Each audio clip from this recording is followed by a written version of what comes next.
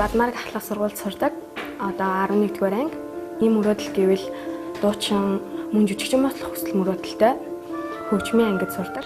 Аавдаа би ерөөсөө нэг ч удаа дуудуулж үзээгүй. Зөвхөн ээжтэй л зориулж дуулж исэн. Тэгээд энэ удаа ягаад ч юм аавын тухай дуулмаар санагдсан. Аавдаа өмсгөлийн жаахан. За бити сандраарай. За 50. Амжилт хүсье. За баярлалаа. Чи өөрийгөө дуучин болсон байгаагаар төсөл Зөндөө. Өдөр болгон баг. чиний төсөл тэр төсөл яаж буудгүй? Тэгэл ямартай ч төгсөөд би гадаад иж сурах мөрөдөлтэй. Тэнцээний эзэмшсэн юм Монголд ирээд төгөөгээд тийм дууч одоо юу. Бүр бусдад тийм юу ах тийм мөрөдөлтэй. Ер нь тэгж төсөөлөгддөг.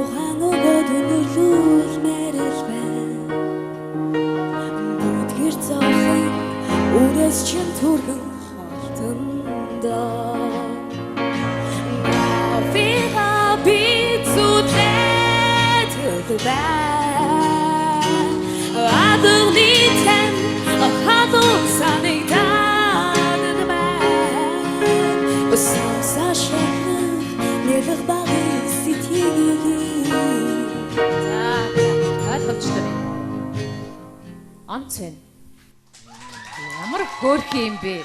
Баярлалаа. Ямар мундаг бүр хизээ язаны дуучин шиг бас хөөрхөн дуулж штэ.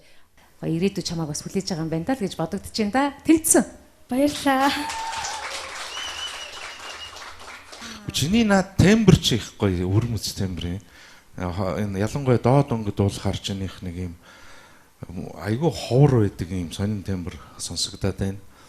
Тэгэхээр зэрэг тэр доод өнгөн дээрээ дуулдаг тийм сайхан дуунуудыг доолол бас зүгээр юм уу гэж бодогдлаа. Амжилт хүсье минь нөхөө. Тэнцсэн. Баярлалаа. За санал нэг байна. Тэнцсэн. Баярлалаа.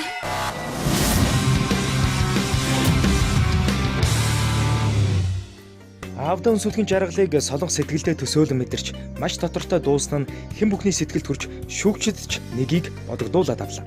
Анзаарсан бол шүүгчдийн нүдэнд нулимс цэлэгнэж харцсан цөөлрөд ирлээ. Үнэхээр авьяастай мэдрэмжтэйг нь анзаарсан болохоор хүн бүхнийг уйлуулахаас өмнө түүнийг арга буюу зогсоож байна. Дууны хүч гэж агуу байна шүү.